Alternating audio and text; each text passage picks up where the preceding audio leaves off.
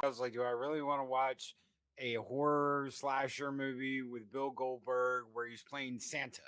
And then I watched the first 5 minutes of the movie with Fran Drescher. Santa here. Yes, Virginia.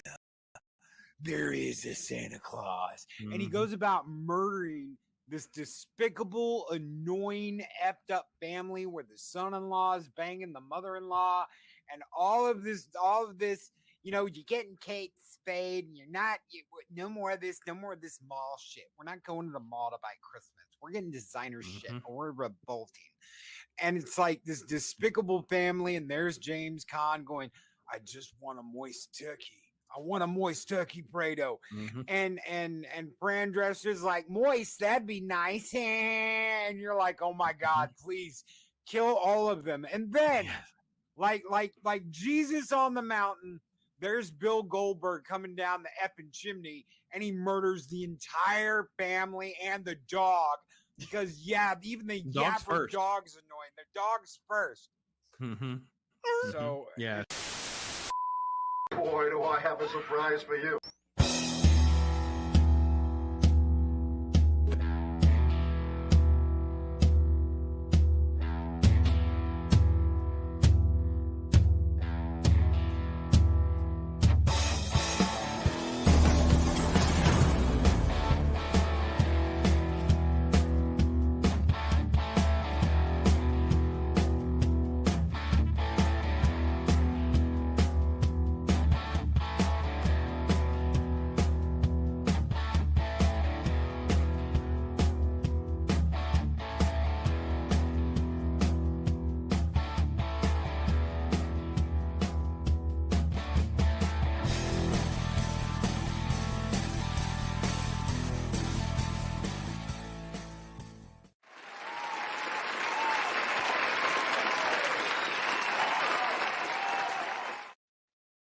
Greetings and salutations, everyone. Talk Hard Tuesday is here. Shaun of the Dead. We got to put on our creepy, thrill, spooky season hat for a minute. Hopefully we didn't go too far with SQUEEKA, and she had some fun with this one, because this is one of my favorites. This is one of my slightly edgy but also funny rewatchability on this one is like totally max. I can just rewatch this one every single year. Usually it's at the top of the list, but usually gets in the spin.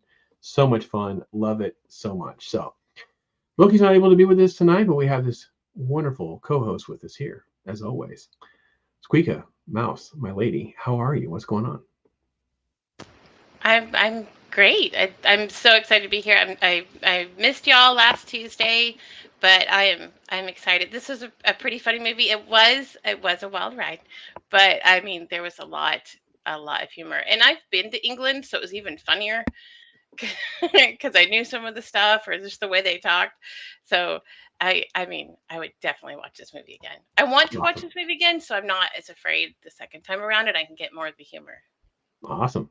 Yeah, no, and it's one of those two where it's sort of a fan film, in my opinion, because it's full of like a million horror film and other film type references, which are not for most people. Most people just don't get them, but it's just there's so many little tiny things here and there that are kind of mixed in. So, IRONCASTER, my brother, gotta love some Shaun of the Dead, friend. What can you say about this movie? This is one of those classics that just kind of came out of nowhere. It has gone on to sort of have a whole, subculture, kind of fan base all its own that has kind of managed to survive, where a lot of other movies that were sort of in the same vein have kind of fallen by the wayside. Shaun of the Dead is one of those special movies.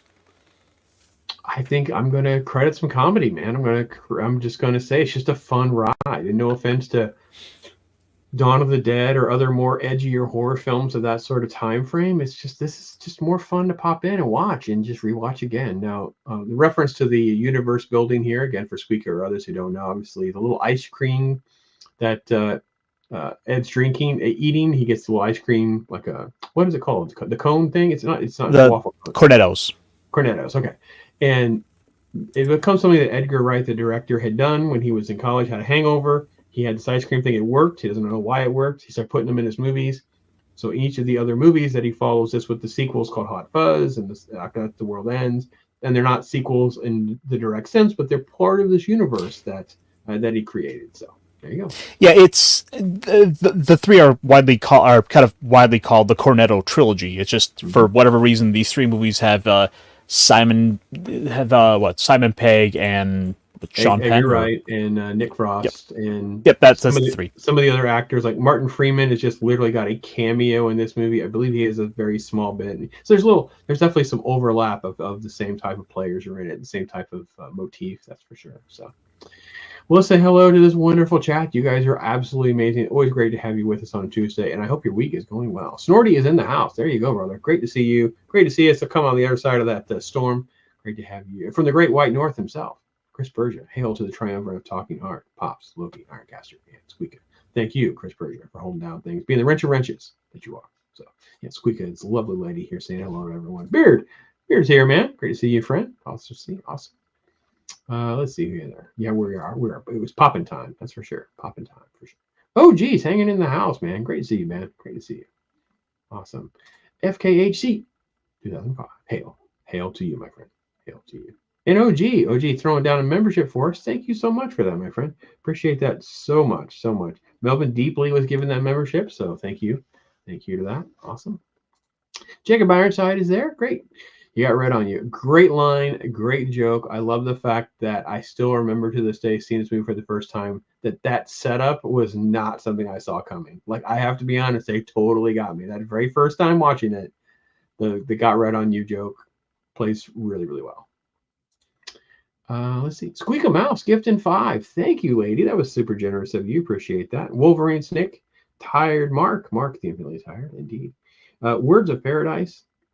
Let's see, 32 flavors of Nick in the house. Awesome. He got one. And then Commander Ed Straker of Shadow. Wow, that's a cool name.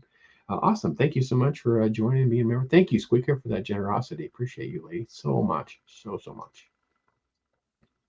Let's see. Did I get everybody's put a comment in there? Loving this movie, Beard. Awesome, man. We got to get you up in here. Sometime. So. Yeah, very generous indeed. Thank you. Some Slasher Fred, indeed. Great, man. Amazing. This movie came out the same year as Dawn of the Dead remake, and the movie does use the Music Mall theme, and the original movie did. Indeed, yeah. This movie is definitely the director. His name is Edgar Wright, and he has that style. He loves to use the things that are happening in the scene as sort of like the score. So, for instance, when the Queen music plays on the jukebox, and they have a little fight scene where they're hitting the now zombie with pool sticks.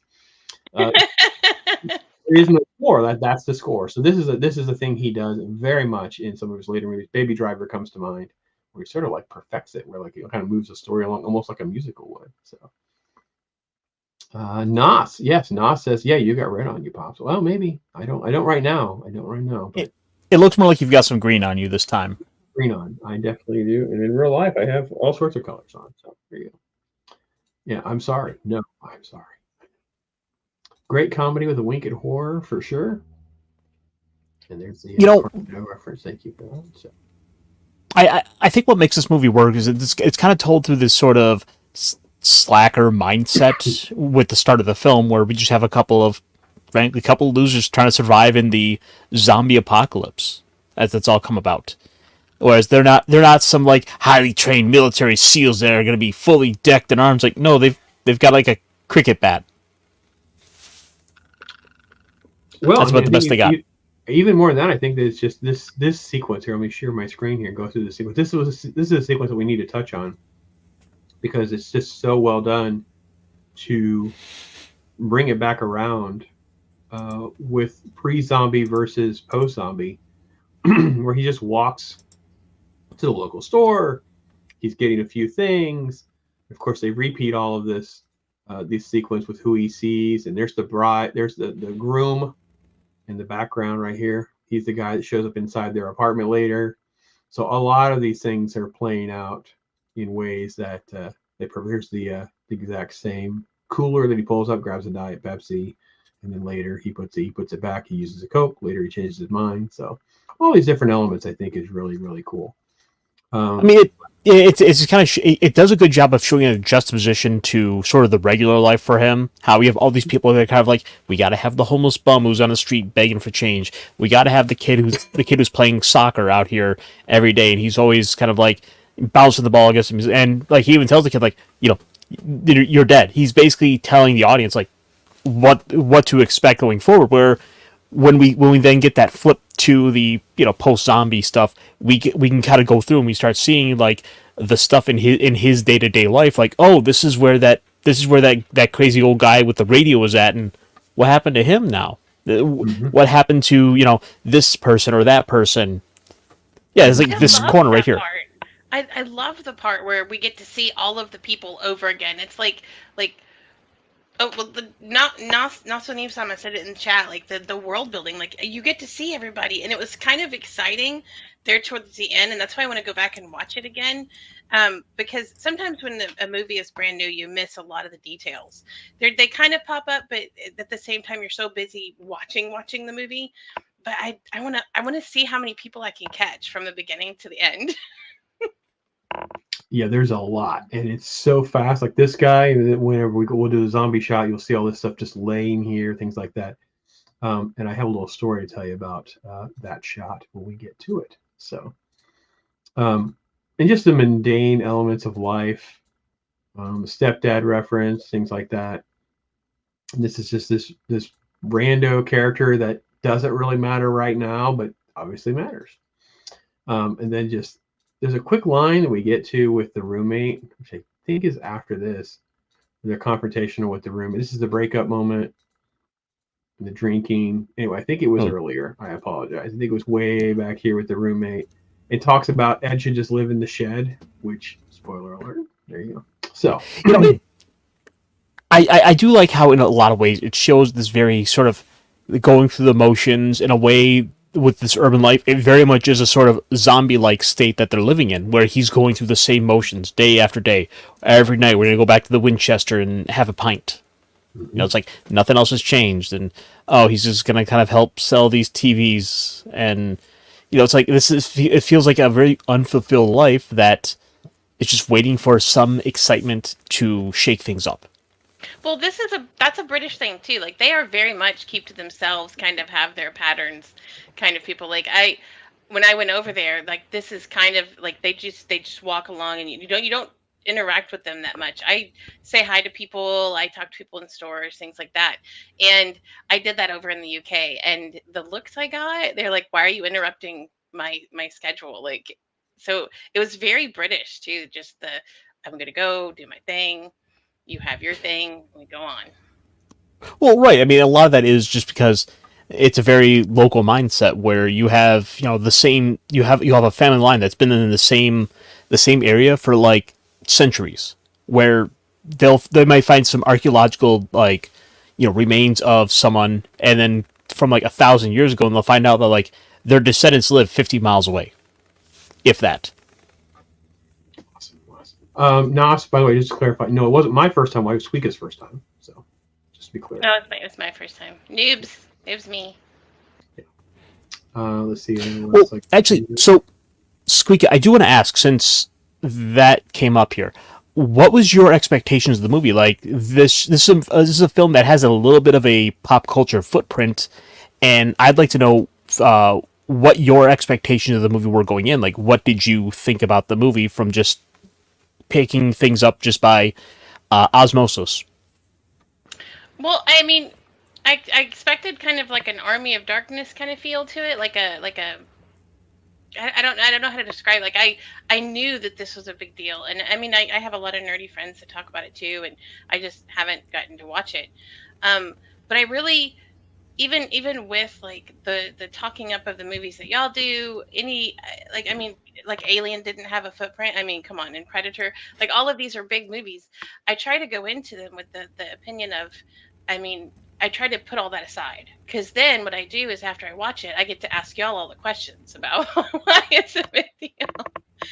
But so I didn't really go into this with that expectation or any of that nature.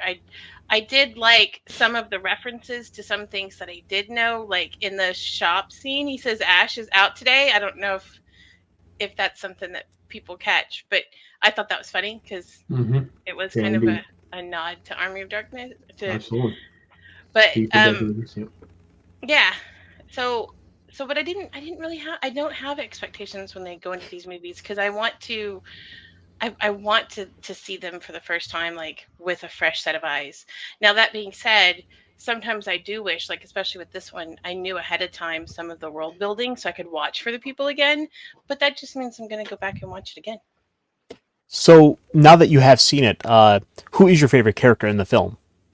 Oh my goodness, I knew you were gonna ask that. I knew it. Of course. Oh, I mean, everybody wants to say Shaun. I mean, who doesn't want to say Shaun? But I mean, I liked Ed.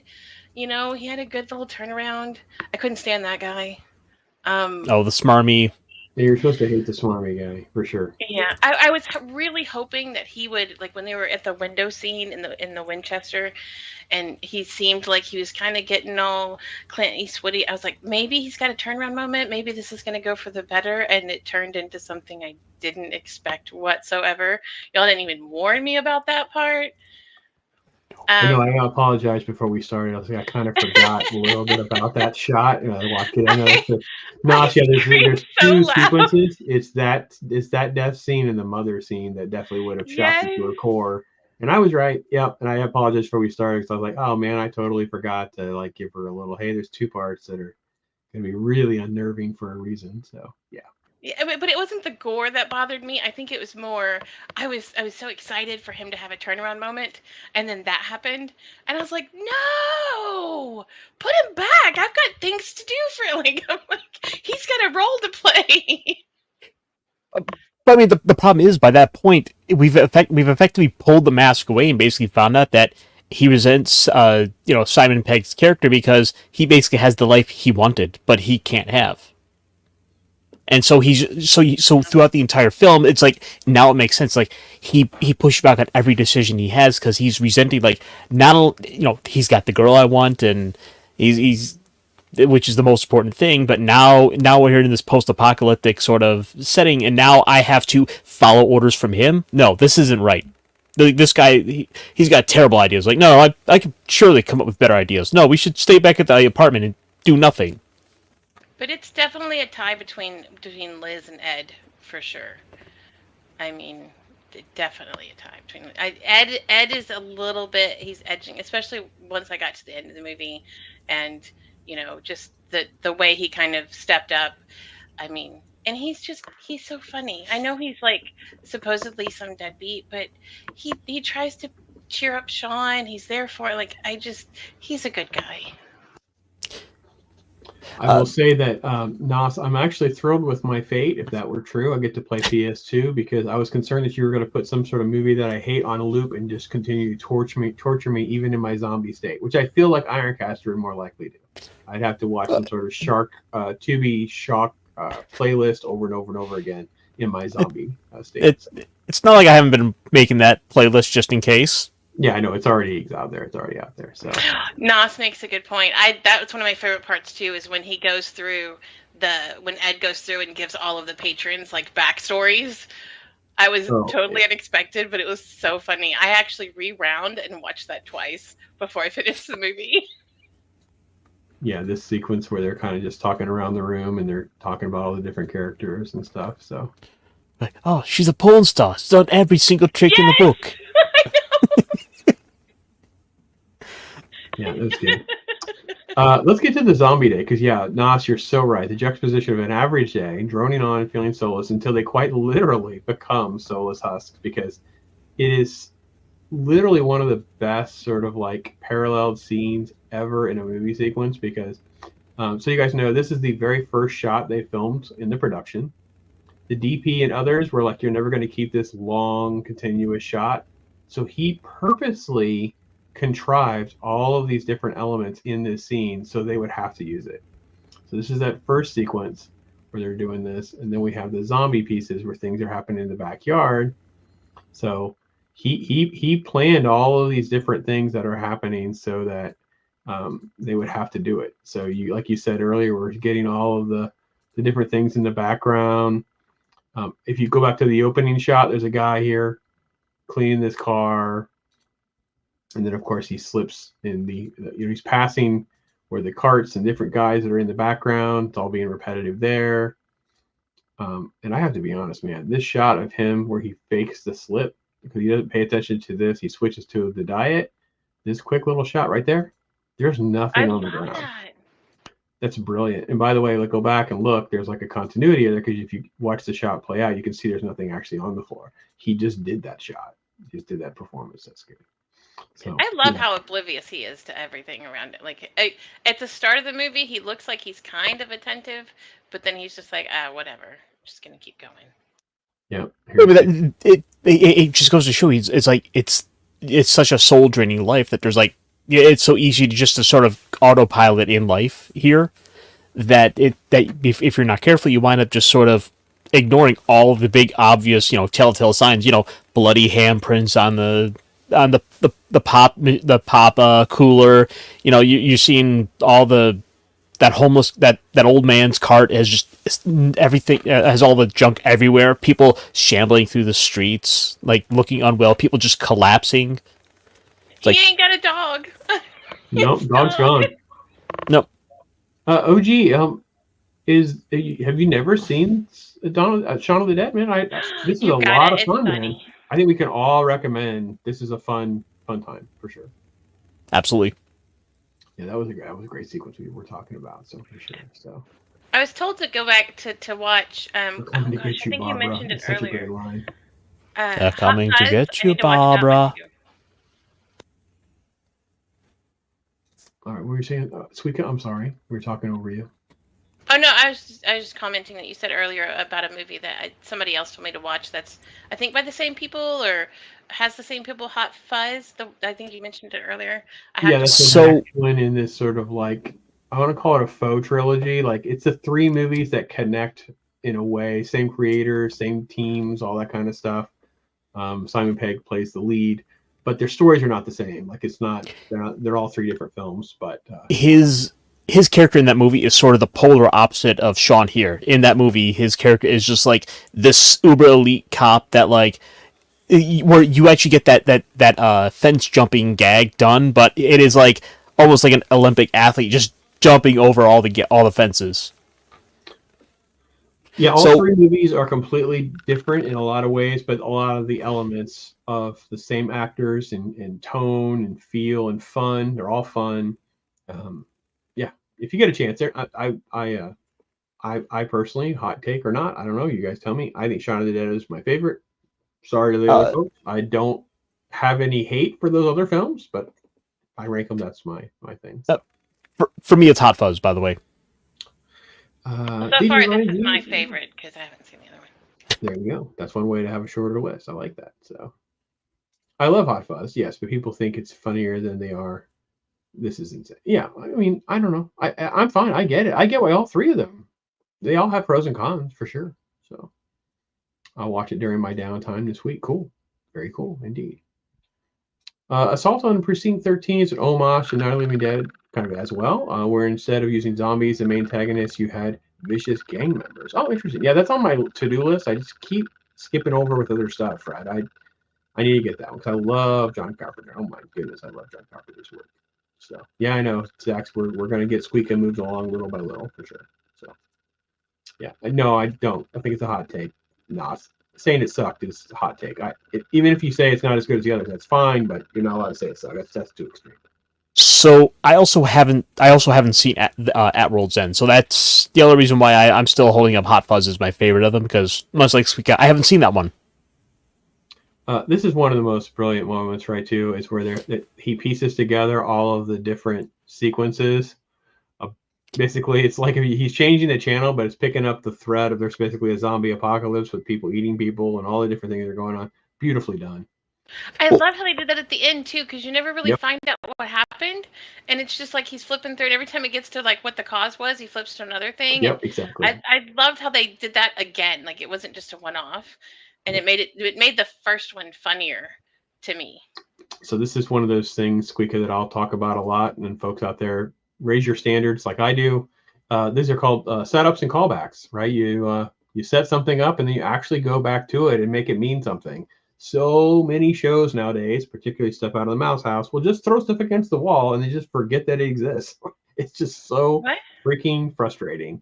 So most modern shows, especially these long TV series, will have moments like this where they'll do this TV thing and then it's something that they did. There's no other tie-in, no other reference, they had no meaning other than the moment.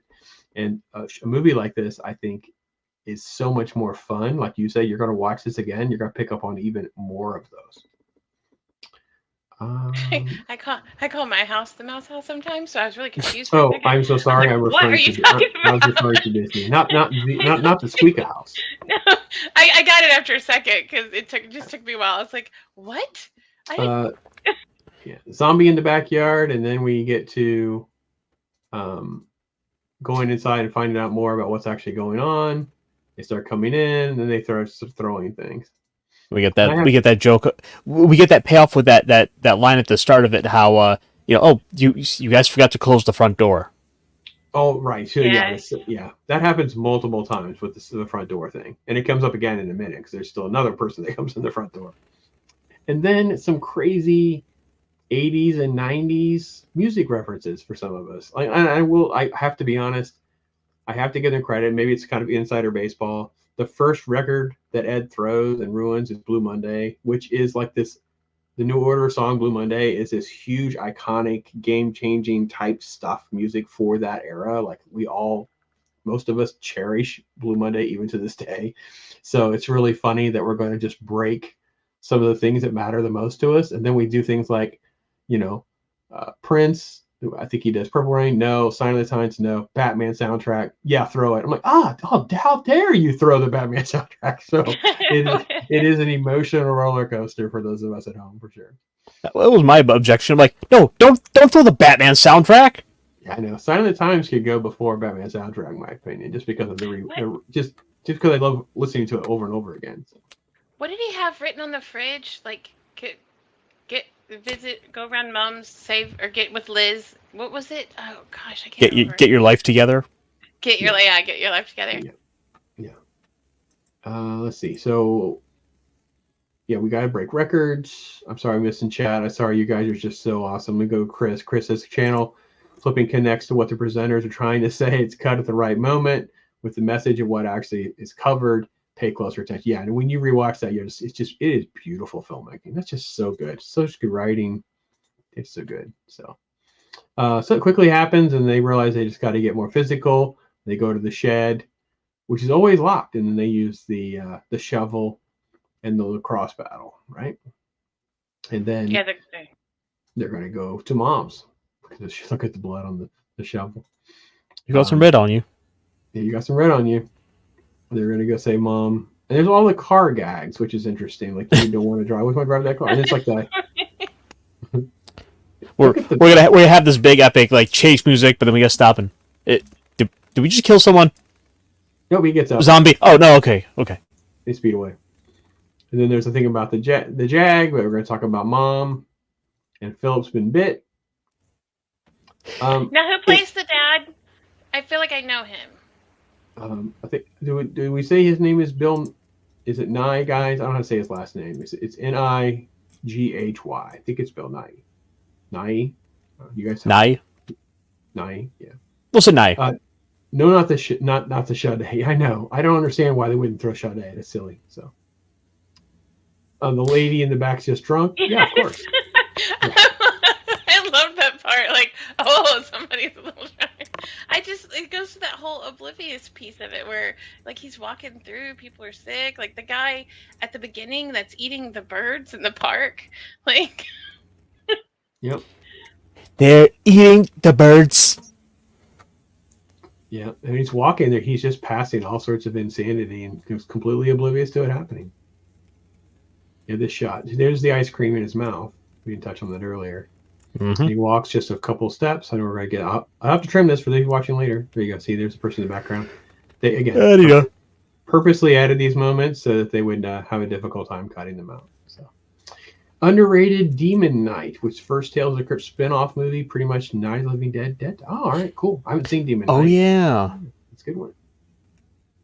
Cool. Very cool. Thanks. So yeah, then we kind of now we're on our journey. He's going to go pick them up and drive the Jag and get more people. And poor Philip, he gets bit. And he's a mess. There goes your dad. And Ed drives like a complete insane maniac. He's not my real dad.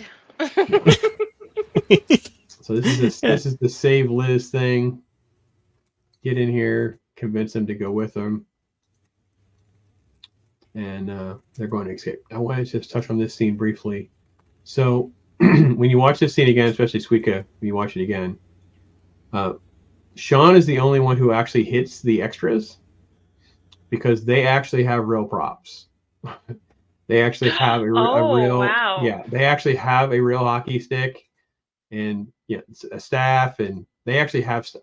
He has a very padded lacrosse paddle, right? So it's padded not to hurt anybody if he accidentally clocks them in the face. So the stuff they have, you'll see they don't actually make contact with anybody in this scene. Well, I thought that was to provide emphasis on his character. Like, look at me, I'm doing all the fighting. Like, I thought that was on purpose, not on purpose because of the props, but on purpose because they were trying to character build. I totally have always thought the same thing. So when I heard that, I feel like it's just sort of like the lightning in the bottle thing. Like, it's just sort of like, oh wait, this wasn't really planned exactly. Like, the metaphor kind of works, but it was done because of the prop thing. And actually, I don't think it was thought out that way. So I think it's great. And I'm with you. Well, that and it also sort of shows this ineptitude of just this whole cast of unlikely characters that are now having to survive in the zombie apocalypse. That in any other world, any other like movie, these guys would all be zombie food. 100%. 100%. And I think that's what SQUEEKA was talking about earlier too, with the whole the switch flips, right? And now Shaun is actually doing something.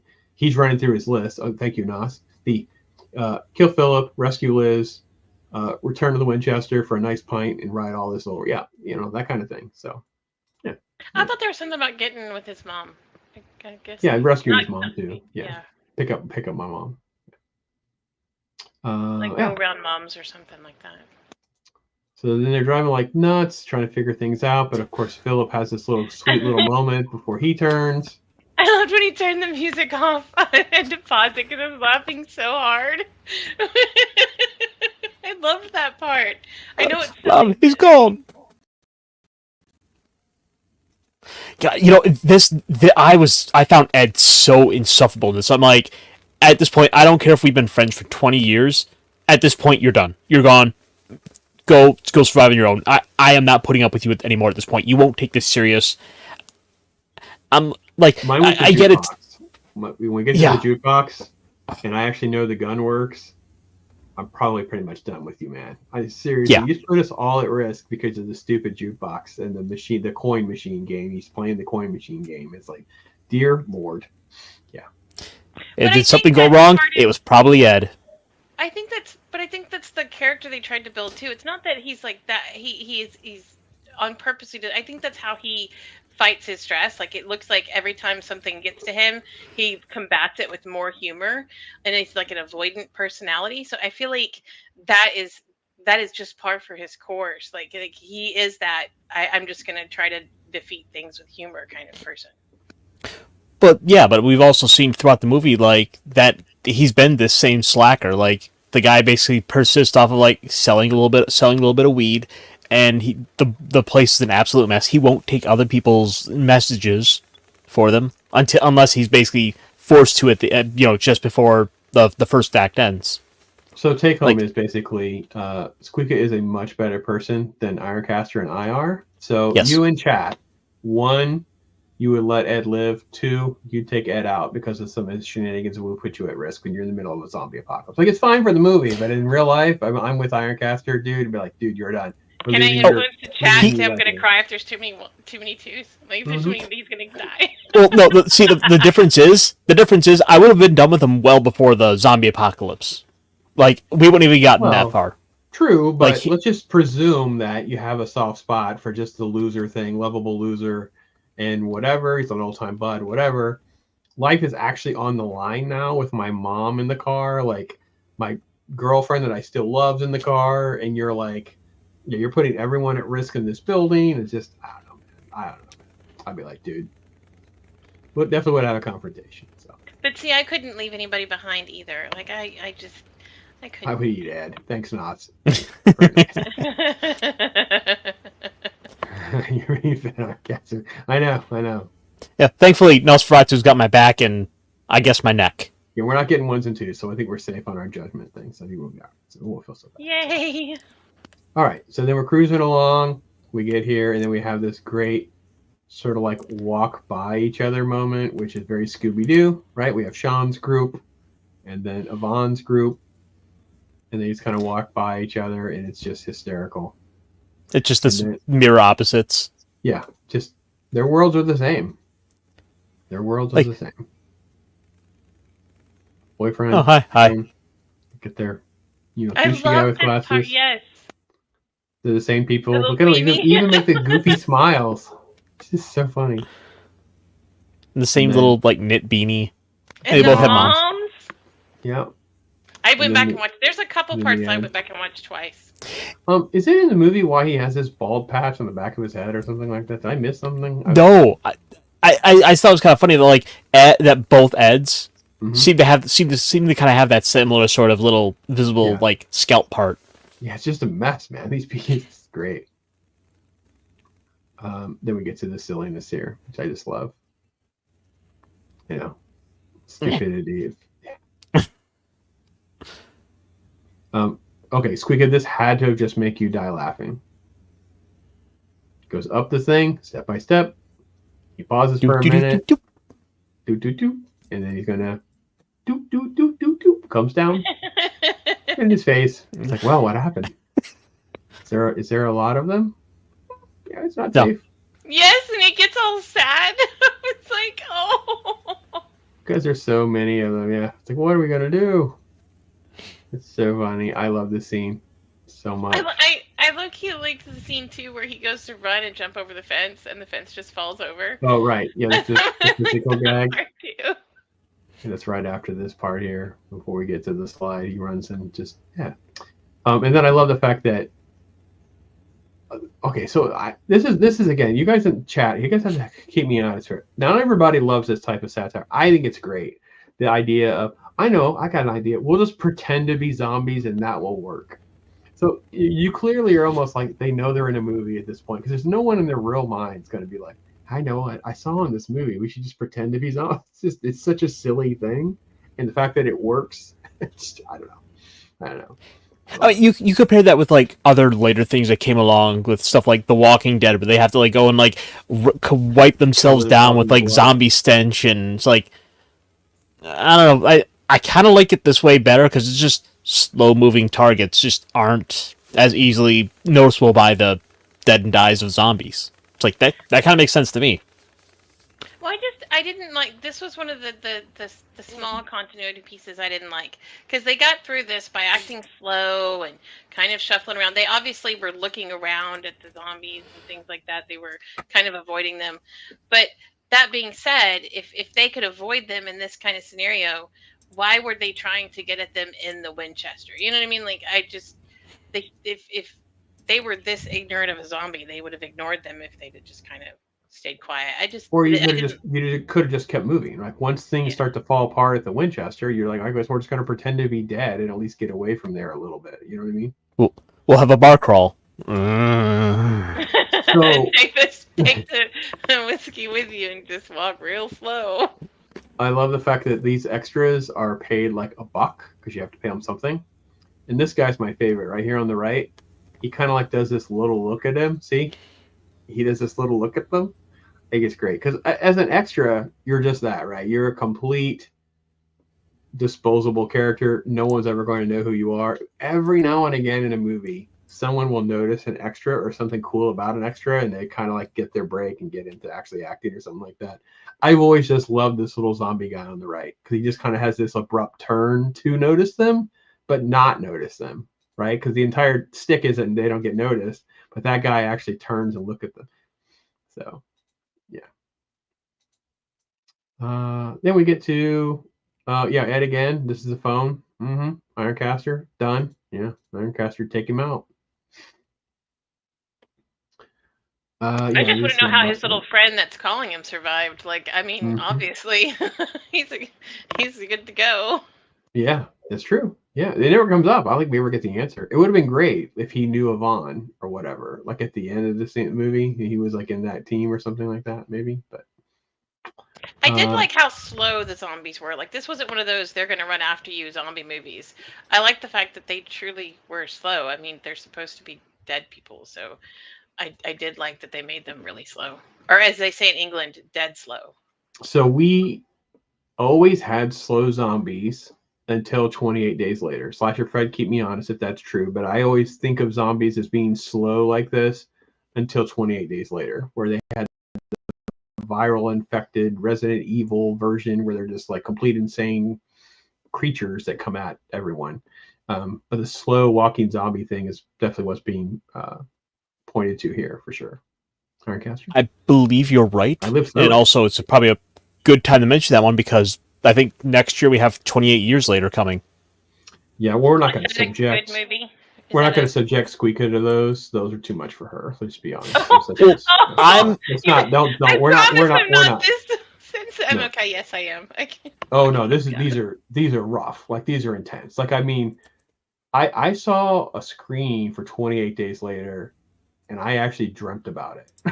I was like messed up, and I couldn't tell anybody about anything because it was a screener. So I'm on like the embargo a couple days before the movie comes out. And back then, there's no real leaks on there's no Twitter, there's nothing, right? This has been a minute ago, guys. And I was like, this movie was a game changer because the first time zombies are like the, raging, screaming, chase you down, run you down. How do you survive in this kind of world thing? And yeah, because this was the joke, right? Back in the day, we'd have little nerdy jokes in the 80s and 90s. Werewolves, fine, but everyone was like, okay, a zombie apocalypse, you just kind of run around them. They're so slow, you just keep on the move, have something to hit them with, and just keep moving. Yeah. So let's see, where are we at? Yeah, this is the break the window. The nerdy guy breaks the window thing, and then Shaun has to kind of save them again, which I think is just really spectacular that we're going to get the heroism that he delivers. It's just done so well. Where does he put? There he is. He shows up just in time when they throw the snack, right? The peanuts. And then when they throw him. Yeah. I think it was like the pork chips or something. Right. They call them something like hog balls or something. I don't know if they do. I hope they do. So, let's see. The music track song and the house in a heartbeat from 20 Days Later is such a great suspenseful song. Yeah, oh man, everything about that movie is spectacular. But it is a freak you out, scare the bejesus out of you kind of movie. It's also gross. It's whatever. So I do not recommend that for SQUEEKA because I'm learning to know where my lines are and making her happy and not cringing her out. So. I mean, it's okay. I would just stay awake for a few weeks. It's okay. It is intense, and I mean intense. Hog lumps. I think that sounds right. That's the things that, yeah. They're pork cracklings. Oh, dear Lord. Pork cracklings. SQUEEKA's going to be up like... No, what's going to happen is she's going to be somewhere, and there's going to be empty streets, and she's going to literally have a panic attack and just break down crying in the road because she's not going to be able to deal with the PTSD that comes from watching 28 Days Later. So. I mean, I will confess I am afraid of the dark. Yeah, it would make things worse. So yeah, this was another one of those moments that we had like earlier where he peeks over the fence and realizes the zombies are just like right there. Yep. This part, man. He's like just doing his thing and they're just like, hey, yo. Yeah. This is just fantastic. And I will admit, this movie also does, and I know this, okay, you guys can keep me honest, but I feel like we have our finger on the pulse of somewhat real life experiences would be within the zombie apocalypse. I'm not saying the comedy, but at least there could be the belief that this could happen. Like there would be some sort of thing going on, and a bunch of lovable losers are going to hide in a bar. They don't know how to survive. They got one friend who haphazardly gets them through everything. They're oblivious to the fact that they're literally right outside the window.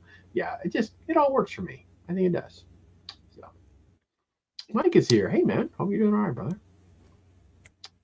Nos is also saying that the most stressful film for him, I guess, is Texas Chainsaw Massacre. Low budget, unsettling enough feeling, gory. Yeah, I do not recommend that either. Do not have somebody convince you to watch Texas Chainsaw Massacre.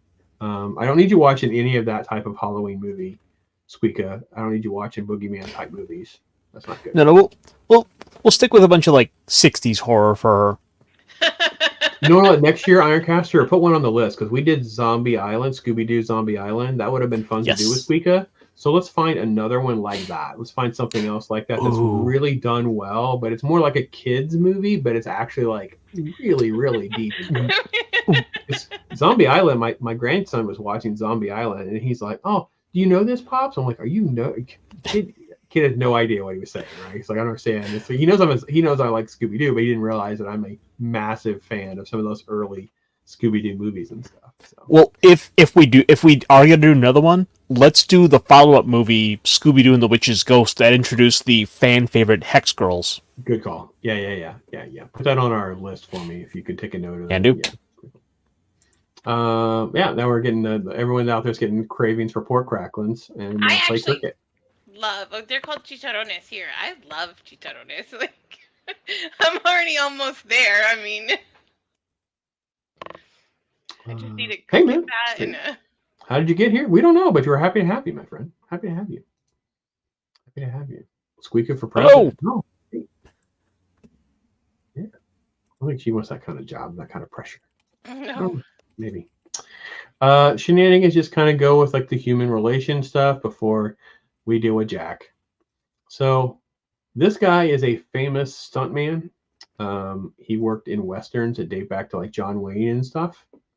And this is a choreographed, in rehearse kind of thing. They have to have earpieces in because the Queen music, you can't play the music like this in the actual filming because you got to keep the ambient sound right. And I have to be honest, this scene still makes me happy every time I watch it because literally to the music.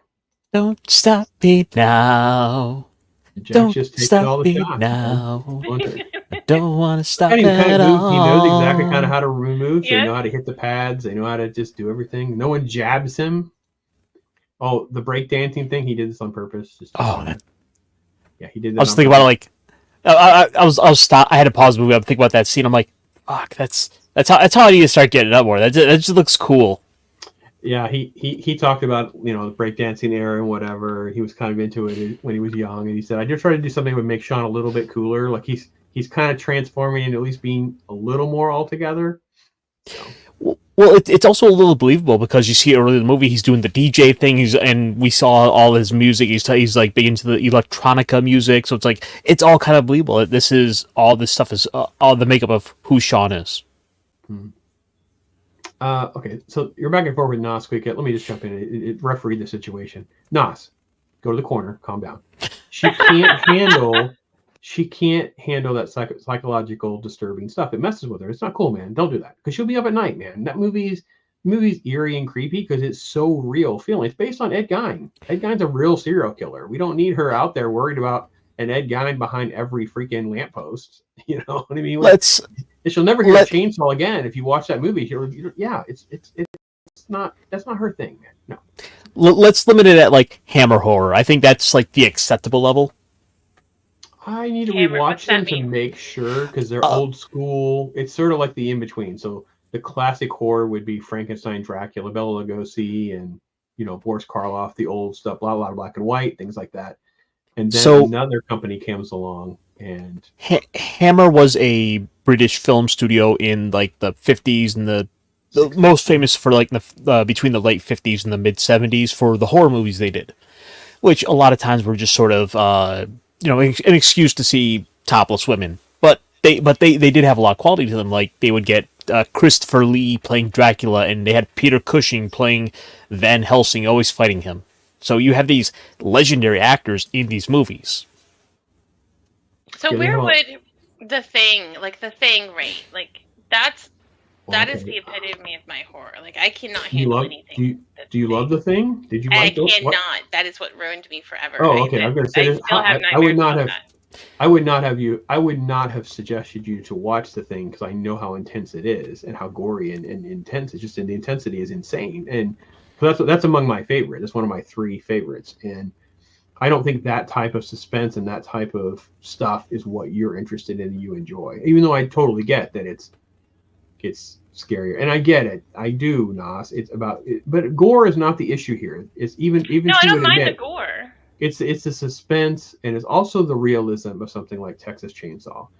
But the boogeyman movies, things like that, are not going to be her thing. And she doesn't. And literally, the zombies are not going to bother her because they're not like other than like the DMV. I think she's going to feel fine watching zombie movies. Be okay. So My introduction to zombies was actually through video games. I watched people play zombie video games before I watched a bunch of zombie movies. yeah, just shenanigans afoot. I think I skipped way over the silly coin game thing that Ed does. It kind of makes me want to killing myself. It's right in through here somewhere. But yeah, no, great stuff. This is when we get to Mom. Oh, this part, this killed This was me. just I couldn't tragic. handle it. So before we started, I was talking to SQUEEKA. Oh man, I do owe you an apology. There's a couple sequences she could see how the mom, and I'm like, yeah, this was so well done. I mean, It was, and cow. I love the standoff. Like, I liked how the zombies waited for the standoff to be finished before they started killing it. Too. Mm-hmm. That was one of my favorite parts. Like, even the zombies appreciated the drama that was unfolding. Yeah, it's like the other guy, Smarmy, I'll just call him. How it's like he's right, but he's like picking the worst time to do this in a way. It's like literally the guy's morning. His mom is basically dying in his arms. It's like, yeah, I hate to say it, he's right, but you wanna smack him a bit. Here's the standoff. Yeah. Well, he doesn't have any real skin in the game. He's just always a coward, and it's just that like smarmy is a great word for him, right? He's like that person in a survival situation. He's offering nothing to the group other than just complaining and moaning, and he's just he's Harry Potter. He's worse than Harry Potter, dude. He's got the striped. He got the striped shirt on. Glasses. He's way ahead of the curve on the Harry Potter look, that's for sure. So, oh, it's brutal. We'll jump ahead. We can't relive it for SQUEEKA. Jump ahead to the most graphic scene that I also apologize for. And some of you guys are like it. I actually, this is my least favorite scene in the entire movie. I actually don't like the fact that they went gory here because it's sort of like it almost creates like a massive contrast to the rest of the movie. I would have rather have them cut away and show them all cringing at how gross it is, and then have Ed like eating a sandwich or something. That's what I would have done. Yeah, it's like that would have been awesome. Yes, I'd say you go back and make a sequel, Pops. No sequel for this. This is a standalone. We don't want to do a sequel ever. We're going to talk about it. It's okay to plus you look at sort of the world this movie sets up afterwards. It's like zombies are kind of normalized now, and we've sort of learned to deal with them. Like they're basically made to entertain us at this point. They're basically a second-class citizen. Well, they literally replace the mindless drone jobs, right? So now we just literally have zombies doing zombie jobs for sure. So, but I mean, it's like we have this sort of kind of lighthearted kind of comedy take on all this, only for the last 10 minutes to have all the gore and the violence just dialed up to the nth degree. Yeah, like I said, this part, the gore didn't get to me. I had such high hopes for him.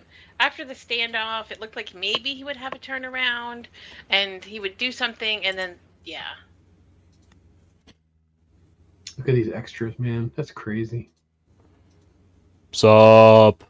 They look great. Oh, it's just nuts. And then the roommate shows up. Yeah, roommate just out of nowhere. Just knew where to go, I guess. I mean, go down to the Winchester. Everybody goes down to the Winchester. I mean, they told him. They told him what. I was like, oh, we're gonna go down to the Winchester. Just we'll meet you down there. That's when Ed gets bit as well. And he sets the bar on fire, and they try to escape down below. So,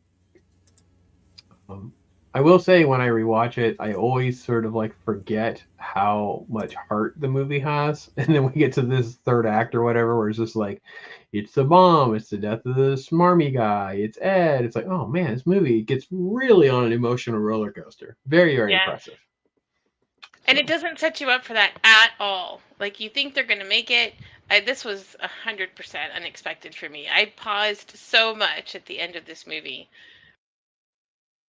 I might have Man, cried a I lot. want to see the Sisterhood of the Nosferatu Pants. That's a horror film. So Oh, I haven't seen um, the original Sisterhood. I haven't watched Hereditary. It doesn't seem like a film that she or I need to watch. Just so we know. Lester, my friend, been listening while working. Great to see you, man. Haven't seen Shaun of the Dead. We would recommend it. So revisit that. It's been a while for you. Let's get jump back in.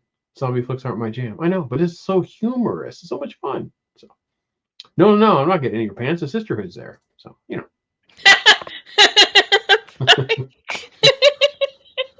does it on me. Oh my God. And then just the sweetness of them, sort of like it's like it's the he and Liz and he and Ed. And he has to have a smoke because that was part of the prerequisites for where they're going to go to survive the zombie apocalypse. Somewhere he can still smoke. They're going to go out the top and be rescued by the other team. The Yvonne Yes, team. yes. They got there, like they're just standing in the middle of this spray of bullets, and like, how did they not hit like Shaun and Liz? Like, how did they not? Because they're in the middle of it all, and it looked like they were just spraying. Trigger discipline. Wasn't in the script. I don't know what to tell you. Don't get caught too much into it. Hey, he's got some red on him, IRONCASTER. Just a bit. Well, when they started spraying, I confess, I thought that this was how it was going to end. Like, they're going to be survivors, and then these people are going to jump out and just start spraying, and then they're going to die. Like, I thought that was going to be the end. Oh man, that'd be so morbid and dark. Holy cow! That's like the people that changed the ending of like Toy Story 3, where they just go into the furnace and die. It just fades to black there. Oh, I haven't seen Toy Story 3. Oh, there's like Oh no. So there's a fan person that like changes the the ending, so it just ends on like the darkest of dark. That would be like the same thing you just proposed here. It's like the darkest of darkest. Shaun and Liz don't make it either. It's like holy cow. Well, It fades. They fall into the incinerator. It fades to black, and you start hearing in the background, "You've got a friend in me." No, they play like sad music or whatever. You guys can look it up on YouTube. There's someone that did that, and they showed the family or something. And everybody starts crying, whatever. They thought well, I expected that because, like, I thought they would all get to the Winchester, and there were issues. Like, the way they started, it got extremely dramatic, and they started ticking them off one by one. And I mean, even Ed got bit. Like, it was just, I'm like, okay, that's it. Is this that one of those movies where we start off kind of funny and rocks fall, everybody dies? Like, what's going on here? So that's why I was like, is this it? Is this they made it out just to get killed in a spray of bullets? Because I mean, mom's died, my dad died. Like, the only thing I don't like about this shot is she doesn't. They're surprised to see her, and she's like, "Well, you said you were at the Winchester." Like, she should just like what she obviously has a crush on Shaun. It's one of the other unspoken elements that's in the movie. So I don't know why she would. She's there to save him. So yeah.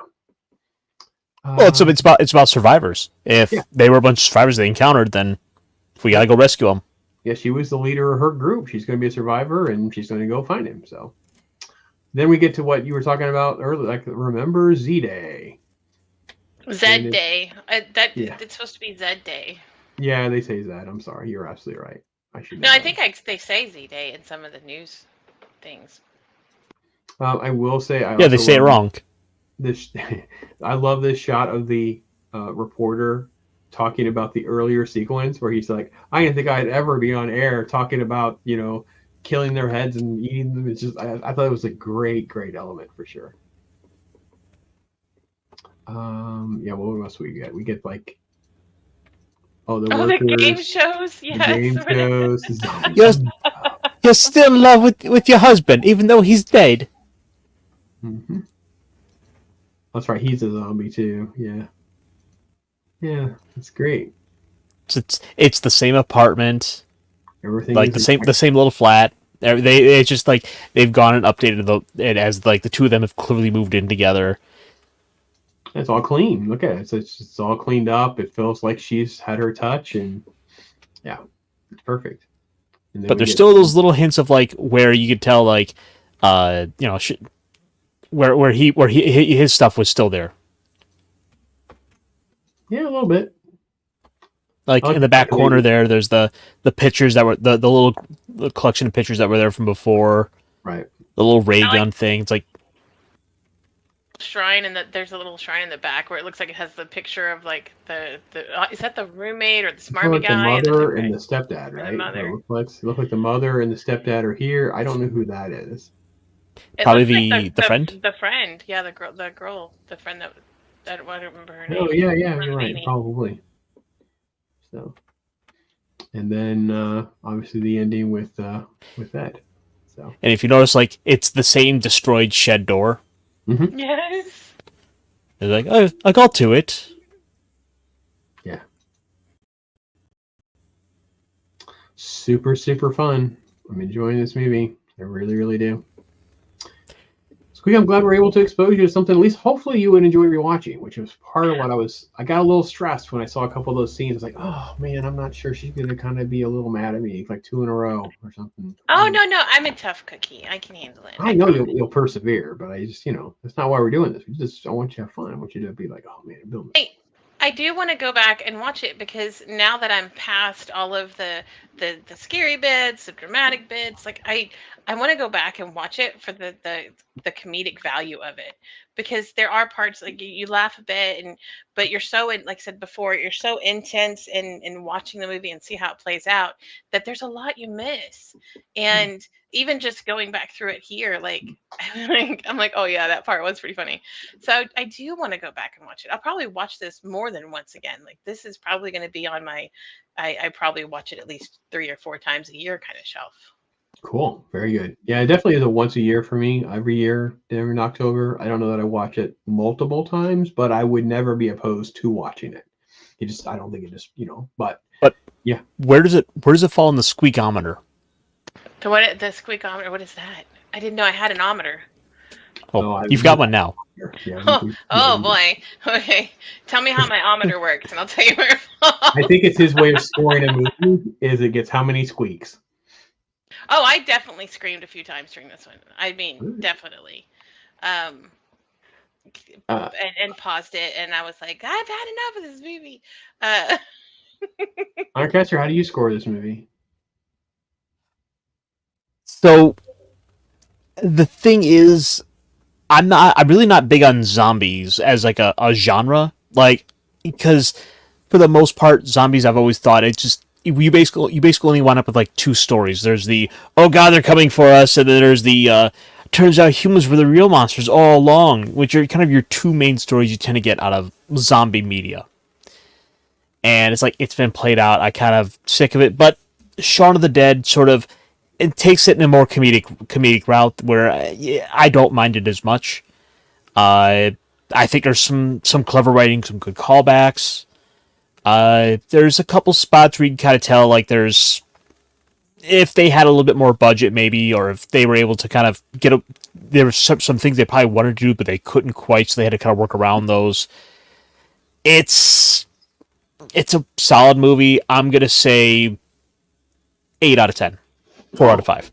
You sounded so much worse than me. I thought we were going to be like, I'm actually going to score something higher than IRONCASTER. You topped it way down for such a strong score. Well, that's kind of where I landed with it. I don't have a very technical like I don't have any technical complaints about it. It's a well done movie. Yeah. It's one that's worth seeing. It was one that I was never really caught up in the hype of. So this is one I haven't seen in probably 10 years or so. Okay. And coming back to it, I've got some more appreciation for it. It still has that issue for me of it's a zombie movie, and there's a difference between my personal taste and bias and whether or not I think it is a good movie or not. Okay, that's fair. I think if folks, you would add a star if you're a fan of zombie movies, obviously, or if you're a fan of British humor, or if you're kind of like that 80s through 2000 sense of humor stuff with all the callbacks and things like that, add a star. But I'm with IRONCASTER. 4 out of 5 for me. Very rewatchable, though. So for me, I kind of lean a little more higher than that. Sort of like it always gets watched in October for me. And anytime I could remotely convince Mrs. Pops it can just be on in the background, she doesn't have to watch every single moment of it. But she doesn't mind the humor and stuff, of course. She doesn't care for all the blood, gore, and all the. So she doesn't care for all that. But it's not like a turn her off kind of movie. She's not going to let. I don't know. She doesn't leave the room when I have the thing on sometimes. Like she's hit and miss on the thing. I usually watch the thing twice a year. I always watch it in October. Usually I have it on some other time during the year for some other reason. But Yeah, I'd give it. I mean, on my first watch through, I probably gave it like a 3 out of 5, just because the first time I watched it, I was like, wait, there's a lot I couldn't handle, and it was just not it didn't go the way I kind of wanted it to, but I did go back and watch parts of it again, and definitely now that we've talked about it and like having time to kind of digest it, and for the movie it is, I will give it a 4 out of 5, just because I do want to go watch it again more than once, and especially to pick up some of the humorous pieces and things like that. Yeah, I can't wait for your thought process on watching like him going to the store and back, and then watching it again during the zombie apocalypse. All the things that you'll get, and you're just gonna have so much mad respect for just those two shots in particular. And then Well, I even just think, this playthrough, like even just this part has given. That's what I'm yeah, saying. Like it's given me that respect of, when I first watched it, like at the end of the film, if you had said, "How do you feel about this?" I would have been like, a 3 out of 5. But now that we've rewatched it and seeing some of those parts and knowing how it played out, I'm like, all mhm, right, I'm gonna give it a 4, because I want to go back and watch it, and I thought it was funny. That was really funny. it definitely is, and it's definitely like you said, so much of that British humor is just fantastic. It does it, and it ages so well. I have to be honest. I love it. I actually really enjoyed this one. I kind of made sure. So yeah, anniversary of Shaun of the Dead, folks. Little crazy that we're already there at 20 years, but yeah, Shaun of the Dead. It's kind of a crazy thing. So 20 years of Simon Pegg and Edgar Wright being such big household names for us Uber nerds, and yeah, I feel like an Uber nerd now. Go me. you're getting there. We're going to get a few more of these sort of things all lined up for you because you're going to start to be able to piecemeal them together. And you'll be like, oh, wait a minute, wait a minute, wait a minute. Yeah, that kind of thing. So super cool. Yeah, we're gonna start slipping in some of the more niche titles, the obvious ones that like the cult classics, the fan favorites, and kind of work them in there that you might have overseen and or skipped over and be like, wait a minute, why didn't I see this before? Yeah, I mean, at some point you'll have to watch Hot Fuzz. We even may have that on our to-do list come in the If it's winter or spring or something like if that. it's not, I'm putting it on the list now. Yeah, 'cause I think we have a lot of those. We have like a goofy comedy sequence, so we can easily rotate this in on one of our off weeks where we have like a couple serious ones or something, and just take a break to have a laugh. So Hot Fuzz is in that category. But yeah, there's just a ton of movies that are fun that we can do this, and I think that's what you'll find, Squeeka, is that this is one of those that will hold up because you can just have a good time with it, even if you're not totally, even if you were to skip over a couple of those intense moments, you'd be like, I still had a good time watching this movie for sure. For Oh, sure. I definitely had a good time watching the movie. And I think the second time around, the gory moments won't be as gory. Like I'll just kind of skip over. You know what I mean? Like my brain will just be like, I know this is coming and whatever, and Mhm. I'll be able to focus more on the funny parts and the things that are said. Like I think it'll those they're not that gory, and it's not that much of a mind game. Agreed. Snorty, you take care, brother. Glad you're doing well, man. Keep in touch. So that's good. Yeah, it's been a good one. It's a good week. It's a good way to. We had to move obviously last week. Got things kind of all wackadoo with scheduling and some different things are coming up. But the old man has survived 2 hurricanes and some stuff crazy on the farm and all sorts of stuff. So we'll be back in action and back on track. I think through the rest of the year for sure. So Vampire Hunter D has been moved to next week, where Brandon the anime guy should be in the house with us. That'll be kind of fun. First time watching it for me. I have not watched it yet. I've actually waited. I know IRONCASTER, you gave Oh the link wow. out. So the version I pulled up that I had did not have subtitles. It was in Japanese, and I'm like, oh, where are the subtitles? Didn't have subtitles. So I'm like, okay, that's kind of a problem. I need to have some way of following along.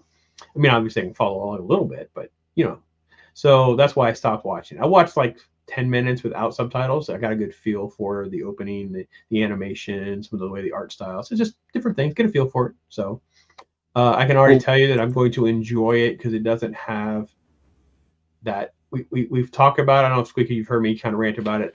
I like anime that I've seen, except the ones with like the very hyperbolic emotional reaction ones where the animation, it's like watching One Piece. It's like I love a lot of it except for those moments where the hearts in the eyes and the crazy Oh zoomies and the yeah. weird, that's the part of the anime that I don't like. But I'm not saying I can't still appreciate a good story and stuff. I The mean, anime movies that we've seen have not been like that, and I really love every single one of them. right. Well, it's a movie made Yeah, it's a for a mature more audience. adult audience, and so it's a movie that ultimately has a lot of style to it, and the substance is there, but it's one that is especially worth seeing this time of year because, come on, if there's going to be a vampire and we're not getting a Blade movie, we need someone else to come along and hunt some vampires. I will admit, I haven't even had the thirst, and word was used on purpose, to watch a different vampire movie. I've been watching different horror movies. I watch different things. Sometimes I try to find things I've never seen before. So I have a video coming up on one of those. I did a video on Misery because I hadn't watched Misery, and I don't know, since it probably came out or slightly thereafter. So I enjoy that. So with this, I was like, I should watch a vampire movie. Oh, wait, we're doing one. I'll just wait. I'll just watch that one. I won't watch another one. So there was a couple that were on my radar screen to watch. And I just kind of put it on the back burner because we're going to do Vampire Hunter D. So, very cool. Ironcaster, my friend, you gave me a great mech talk last night. So, I got to listen to it this morning. So, tell everybody what's going on with you, man. You got a nice busy schedule. Catch everybody up. Yep. So, I'm kind of all over the place right now as I tend to be. But I should be on later tonight with T-shirt for the little midweek in geek kind of update, see what's going on. The Tuesdays with Geeks, as he calls it, and we'll kind of see where we're going with that. It's sort of a little grab bag of talking about some, regular stuff during the week. And Friday, I should be on with 32 Flavors of Nick Weiser for the Clobby's Comic Shop as a tribute to our dearly departed friend Clobby Times. And yeah, so I'm all over the place. Follow me on Twitter at the Ironcaster, and I will be sure to keep people posted where I'm at. And yeah, you guys have to take care out there. Squeaky, you have been on with Zach's a couple of times. So what else you got going on? Well, I mean, I'm only when he's like, "Hey, pop on over." But other than hanging out with you guys on Tuesdays, every now and then I pop into Loki's Friday night thing. Sometimes I hang out with Snowdub on Saturday night, but it's kind of rare. My weekends have been kind of eaten, going out of town and doing some work and stuff. But for the most part, I'll see you here next Tuesday. That's awesome. This is my jam. I love this show. I'm still so thankful y'all let me hang out with y'all and I get to watch these movies. And it's our pleasure. Even though I can't watch all of the scary movies. Yeah, well, we gave you a little thrill this time. Love the time, indeed. So yeah, no, I did got caught up a little bit. I got a couple hours in, so I was able to get a little bit of filming in and got a few videos. Feel like I'm a little bit back on track, and that will kind of be short-lived because I don't have stuff in the bank for much past the next couple of days. But got caught up on a few reviews.